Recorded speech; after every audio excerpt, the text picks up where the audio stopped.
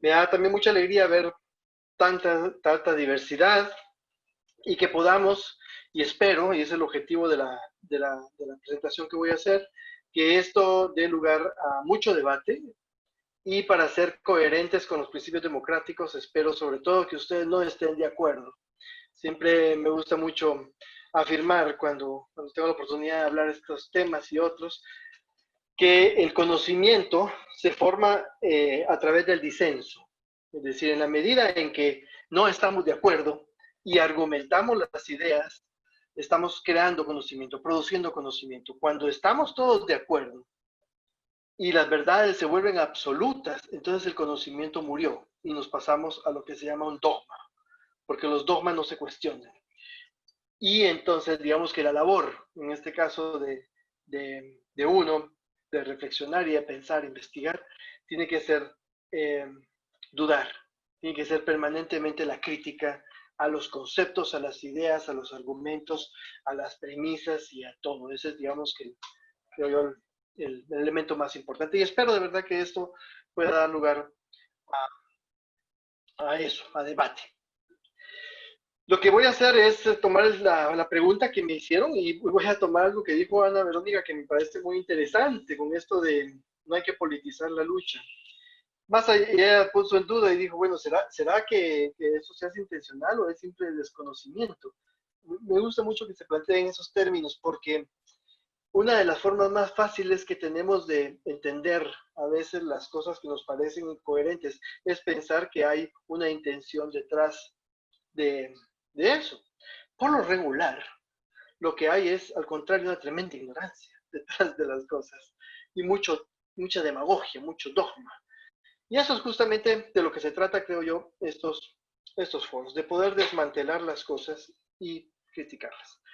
El, el tema que se planteó, y es la democracia, es por definición uno en el que las ideas y las posturas abarcan un rango tan amplio que van desde la hiperespecialización, sea filosófica o de las ciencias sociales y la ciencia política especialmente, hasta el sentido común.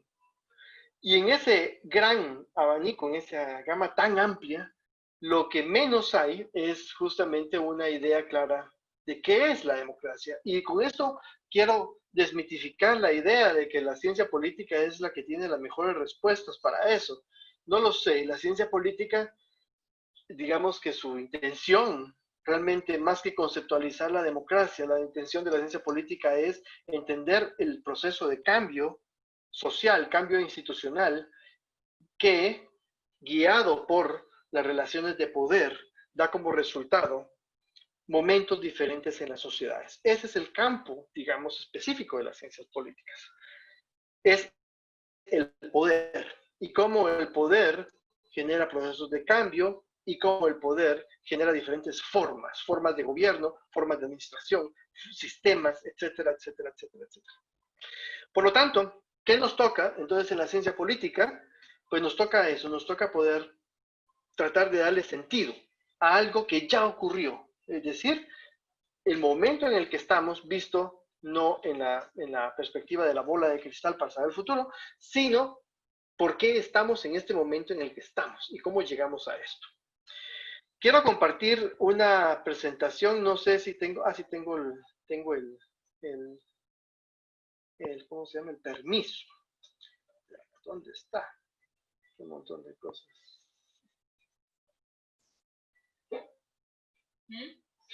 Aquí está.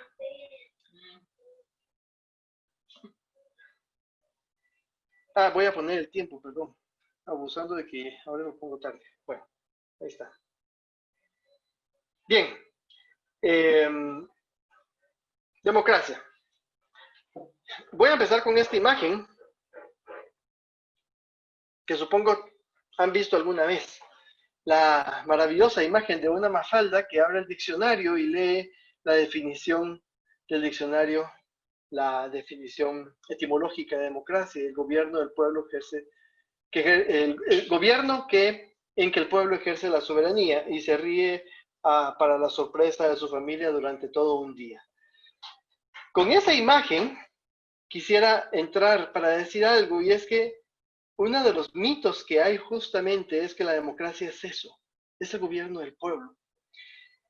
Y al menos la historia y la gran trayectoria de la democracia nos demuestran que eso no es así, no ha sido así y difícilmente va a ser así. ¿Qué es entonces la democracia? Y aquí quisiera que nos alejáramos lo más posible de esta definición griega, justamente de la democracia, porque hay que entender que lo que los griegos hablaron de democracia es una cosa muy absolutamente, diametralmente diferente de lo que nosotros entendemos por democracia a partir de los estados modernos. Y no estoy hablando del estado de la modernidad, que es de, alguien mencionó ahí, de 1400 para acá, sino estoy hablando de los estados-nación que surgieron a finales del siglo XIX y que tomaron las ideas del liberalismo clásico inglés, de esos estados-nación, de esa democracia que se empezó a construir sobre las bases de un tipo de liberalismo específico de finales del siglo XIX. Básicamente quiero plantear tres preguntas. ¿De qué hablamos cuando hablamos de democracia? ¿De qué hablamos, cunado, cuando hablamos de crisis y democracia? O crisis democrática. No es lo mismo. Porque una de las provocaciones que me hicieron con esto es justamente de la democracia en crisis. Yo, a ver. Y como las preguntas es, a fin de cuentas, lo que mejor hace uno, aunque no de buenas respuestas. ¿Está la democracia en crisis? ¿O es la democracia una forma de abordar la crisis? Y esa pregunta creo yo que es relevante para la discusión que nos convoca. ¿A partir de qué referentes se entiende la democracia en Centroamérica? Vamos primero, la democracia y sus conceptos. En la ciencia política, al menos, la democracia ha sido analizada con una serie de apellidos. Y esto porque, recordemos que la ciencia política se ubica en un peldaño inferior a la filosofía política. Y la filosofía política, por lo tanto, nos va a dar una visión de la democracia en la cual no necesita condicionamientos, porque estamos hablando de la definición ideal, la definición más abstracta sobre la democracia. Por eso la filosofía política. Nos alejamos de ese concepto y en la ciencia política, por lo tanto, necesitamos ponerle un apellido a la democracia. ¿Por qué? Porque la labor de la ciencia política no es la definición de la democracia, sino la comprensión del cambio social que produce, en todo caso, algo relacionado con la democracia. Entonces, cuando digo algo relacionado con la democracia, estamos entendiendo que ninguna sociedad nace, se funda o aparece como democrática, sino la democracia es el resultado de largos procesos de formación de los estados, de enormes crisis de los estados y de quiebres inmensos por los cuales los estados atraviesan y las sociedades atraviesan. Para citar un ejemplo, la democracia moderna centroeuropea es el resultado de la devastación de la Segunda Guerra. No es igual a la democracia que quedó de finales del siglo XIX, sino esa democracia que empezó a estructurarse a partir de la segunda mitad del siglo XX se hizo a partir del absoluto quiebre de las bases sociales que dejó la guerra, de la posguerra. Y entonces, el tipo de democracia que se crea es una democracia con una orientación bien específica, muy programática. Uno. Y dos, es el resultado de una demanda de derechos civiles de una población que había sido completamente devastada por la guerra. Eso es bien importante. En ese sentido, los conceptos tradicionales con los cuales se analiza la democracia, tenemos que entender primero aquellos que van desde democracia participativa, representativa, directa, indirecta, formal, informal, electoral, procedimental, hasta, esos son los conceptos que nos hablan de los mecanismos de la democracia, pero hay otros conceptos que nos refieren a la calidad de la democracia, a qué tan democrático es un país o no. En ese sentido tenemos desde democracias débiles, democracias en consolidación, democracias en defectuosas, democracias malas, democracias, etcétera, etcétera, etcétera. Todo depende, al final de cuentas, de qué estamos observando. Y eso es muy importante a la hora de poder proponer, de poder discutir. Por lo tanto, en esta presentación voy a hacer un rapidísimo repaso de cómo en Centroamérica esos conceptos nos han dado luces para poder entender aspectos específicos del proceso social que ha llevado a la democracia que hay actualmente. Y con eso quiero referirme a una pregunta muy rápida que normalmente se hace. Solemos embarcarnos en discusiones que están orientadas, por ejemplo, a decir, es que aquí no hay democracia. Y eso, uno de mis maestros y alguien que ustedes espero algún día puedan leer, si no es que ya leyeron, que es Alberto Torres Rivas, decía, el problema con los centroamericanos es cuando nos ponemos nos dejamos caer en el bolso emocional de nuestros conceptos académicos, decía él. ¿Por qué? Porque esta pregunta proviene de la frustración inmensa que ha generado la democracia en Centroamérica, al punto de cuestionarnos su existencia. Y el gran tema es que, en efecto, en Centroamérica hay democracia. La pregunta es, ¿cuál es el tipo, cuál es el grado, cuál es la intensidad de esa democracia? Pero cuestionar de forma casi existencial la democracia, creo yo que no nos lleva muy lejos. Porque entonces si decimos, bueno, ok, no hay democracia, entonces ¿qué hay? Y volvemos otra vez a caer al problema de los grados y de las intensidades. Por lo tanto, es necesario ver la democracia como esto, como un proceso de formación y de construcción del Estado. La otra cosa es que tenemos que hacer una distinción entre democracia, instituciones y sociedad. Porque una cosa es una democracia en sus términos normativos, digamos constitucionales. Otra cosa es que las instituciones, y estoy hablando de las instituciones formalmente establecidas, actúen de forma democrática. Y otra cosa es que la sociedad, el conjunto de la población, responda al impulso democrático. Podemos decir claramente que en los primeros dos niveles nuestros países centroamericanos son sumamente deficitarios, pero no hay que olvidar que en el tercer nivel también las sociedades centroamericanas han tenido que aprender por un largo y traumático y bastante defectuoso proceso de qué se trata esto de la democracia. Y eso estoy hablando desde nuestra relación con el Estado y las instituciones hasta nuestras relaciones interpersonales. Y acá, claramente, la violencia en todas sus expresiones es el resultado de una incapacidad de poder tolerarnos en la diferencia. Yo creo que eso les hará eco con otros esquemas de análisis, en donde si no somos capaces de eso, no menos vamos a ser capaces de entender a nivel político la alternancia de poderes entre oposición o ideologías diferentes. Luego tenemos la democracia y sus trayectorias y decir, bueno, ¿en qué momento estamos? La democracia nuevamente nos refiere a una cierta retórica. Y aquí imaginémonos a los dictadores de la primera mitad del siglo XX, aquellos de a un Tiburcio Carías, a un Jorge Ubico, Maximiliano Hernández Martínez, o a un Somoza. Y todos ellos dijeron en algún momento que eran profundamente democráticos, pero que el problema era que los países no estaban preparados para eso. Nosotros podemos entender, y aquí vamos a hacer también mucho de lo que nos ha pasado en América Latina, y es que la izquierda también ha utilizado la retórica de la democracia. Y nuestras experiencias, digamos que no nos hablan de manera muy satisfactoria del traslado de esa retórica a lo programático, sino al contrario. Y creo que hay bastantes ejemplos. Entonces, digamos que como retórica la democracia resulta siendo una especie de aspiración, de saco vacío, en donde caen todas las aspiraciones de cambio políticas. Eso nos lleva justamente al punto de la vida cotidiana. En nuestra vida cotidiana nosotros ni siquiera incorporamos la democracia como una forma de entendernos. Y eso en Centroamérica nos produce, como decía anteriormente, muchos problemas. La otra cosa fundamental es que, y este es un concepto de la ciencia política que originalmente estableció O'Donnell y que luego lo siguieron otros autores que le voy a mencionar más adelante, y es la distinción entre instituciones formales e informales. Centroamérica, y en general América Latina, se entiende muy poco si no distinguimos entre la formalidad de las instituciones y su informalidad. ¿Cuál es la diferencia? Una institución informal está escrita, está plasmada en un cuerpo de letras, sea cual sea, desde una ley hasta un decreto, una constitución, lo que sea, o un código de ética, lo que ustedes quieran, para que las personas sepan cuáles son sus normas y para que las personas sepan cuáles son, qué ocurre cuando estas normas se transgreden. Por lo tanto, eso le provee de legalidad y legitimidad.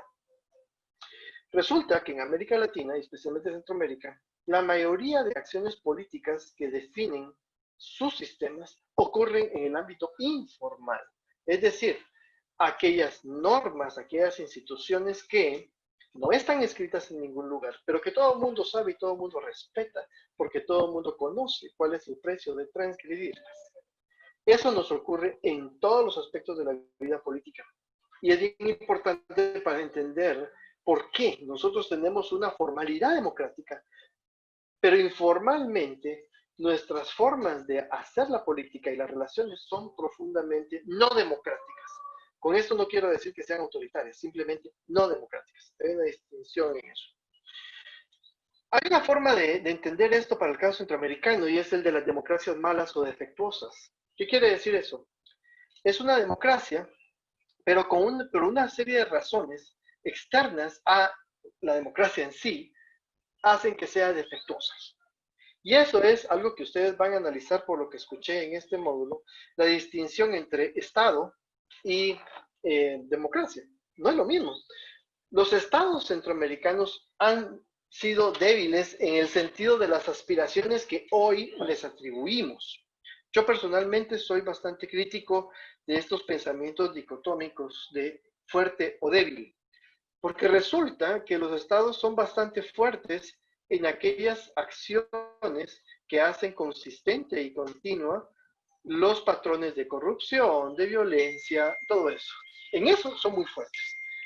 Son muy débiles, al contrario, cuando se trata de las aspiraciones relacionadas con los derechos humanos, con el desarrollo humano, etcétera, etcétera, etcétera. En ese aspecto, los estados son, al contrario, bastante débiles. ¿Qué quiere decir? El problema de las dicotomías es que depende de dónde está parado uno. Pero en todo caso, esos estados que han producido, digamos, histórica y estructuralmente la desigualdad y la pobreza, tienen como correlato la existencia de democracias que son sumamente frágiles. En Centroamérica hay una forma de entender esto y es una propuesta que hizo James Mahoney que se llama las trayectorias del liberalismo. Hay una teoría ahí de la sociología histórica que se encarga de Otto, dependency. ¿Sí? Otto, disculpa por la interrupción. Te quedan 5 minutos. Sí, exactamente. Muchas gracias. Y estamos hablando de liberalismo autoritario, abortado y democrático. Las trayectorias de los tres países centroamericanos del siglo XIX hasta finales del siglo XX nos dan tres tipos diferentes de democracias y de liberalismos, de instituciones liberales. Uno es el tipo autoritario, que fue claro en Guatemala y El Salvador y que explica los resultados de los conflictos armados. Dos es el tipo abortado, en donde las instituciones liberales fueron ni siquiera implantadas en su totalidad, sino muy bastante a medias, digamos, se quedaron en la retórica. Y ya estamos hablando de Nicaragua y de Honduras. Y el único país que desde finales del siglo XIX tuvo un liberalismo democrático fue Costa Rica. La famosa cuestión aquella de si Costa Rica es democrática porque no tiene ejército. No es así, ¿verdad? Ya era democrática cuando disolvió el ejército. Esas trayectorias diferentes nos explican muchísimo el tipo de democracias que tenemos en nuestros países. Y sucede que en sociedades pobres existe lo que Alberto Torres llamaba una visión alimentaria de la democracia. Es decir, esperar que la democracia resuelva absolutamente todos los problemas relacionados con el hambre, la desigualdad, la pobreza y la exclusión. Y resulta que no todo se tiene necesariamente que resolver con democracia, porque hay muchas cosas que son más bien ligadas al modelo económico, propiamente dicho, que al sistema político. Y eso es bien importante porque entonces la expectativa que se pone en la democracia rebasa lo que en términos, digamos, conceptuales puede dar un sistema político específicamente. ¿A qué nos lleva esta visión alimentaria, como le llamaba Alberto? A una aceptación del mando autoritario. Nuestras sociedades tienen tienen una grave tendencia a aceptar las acciones autoritarias de los gobiernos, eh, bastante común, y que es preocupante, lógicamente. El clientelismo, que no ocurre únicamente en las altas esferas de la toma de decisiones del poder, sino que se extiende de forma muy profunda en la sociedad. El patrimonialismo, que pues ha sido el signo con el que se ha marcado la relación entre el sector privado y el Estado en nuestras sociedades. Y el paternalismo, que de alguna manera explica esta tendencia que tienen nuestros países hacia las figuras de tipo caudillo, es decir, el hombre fuerte, el hombre, que por dicho sea paso, siempre son hombres, ¿no? El hombre fuerte, el hombre que sabe responder, el hombre que encarna a la nación. Y eso, pues hay un espectro bastante grande, desde figuras de la extrema derecha, caudillos de la extrema derecha, hasta caudillos de la extrema izquierda. Entonces, digamos que eso nos habla de un tipo de sociedad. Y nos habla también del populismo, que ahora está bastante de moda, tratar de entender los países a partir de esta categoría, y de los abusos de los derechos humanos. Es decir, nos quejamos muchísimo de esta idea de por qué en cada elección, con más o menos fraude, dependiendo del país de la elección, se repite el mismo patrón, a pesar de los diferentes partidos. Resulta que en Centroamérica las democracias fueron instauradas, no fueron construidas. Es decir, fue el producto de un conjunto de decisiones que se tomaron en los años 80 y que dieron lugar a crear instituciones que produjeran la instauración de la democracia. Es decir, elecciones relativamente abiertas, instituciones de control electoral y constituciones que garantizaran el poder civil. ¿Para qué? Bueno, los primeros 20 años básicamente de esas transiciones, desde los años 80, recordamos un tipo de democracia tutelado, es decir, un tipo de democracia en donde los militares estaban pues controlando las decisiones de los gobiernos, algo que no es nuevo de los años 80, sino de mucho atrás, pero que en los años 80 dio lugar a las democracias procedimentales. Eso careció completamente de legitimidad, tuvo legalidad, pero desgastó completamente la confianza, un elemento fundamental en la naturaleza, en la democracia como tal, el pensamiento democrático. La democracia participativa se sustituyó por una democracia de tipo representativo y por eso centramos los esfuerzos democráticos en lo electoral, en partidos políticos, pero no en las otras áreas que tienen que ver con la participación ciudadana, con la tolerancia y con la aceptación de la diversidad, y eso más que constituye el pensamiento democrático. Se instauraron democracias de tipo procedimental, formal, es decir, los procedimientos electorales centroamericanos fueron interrumpidos únicamente en el 2009, con el golpe de Estado justamente de Honduras. De lo contrario, los eventos electorales que han habido han sido procedimentalmente correctos. Podemos, por supuesto, entrar al debate del fraude y de sus múltiples manifestaciones a través del clientelismo, sobre todo, y de las deficiencias de los sistemas, etcétera, etcétera. Pero hacia afuera, las elecciones han sido, pues, correctas, procedimentalmente. ¿Y dónde queda la democracia real? Esa que el marxismo nos habló tanto. Yo creo que, en términos generales, la democracia real, como se pensó en el marxismo, no tiene, digamos, no aporta como concepto, dado que la democracia que tenemos es tan real como la democracia real que se aspiró a través del marxismo. Entonces, digamos que hay que caer más bien en observar lo que existe. La democratización, no como transición, sino como pacto entre fracciones de la élite militar, empresarial y política guiadas por iniciativas de la embajada de Estados Unidos.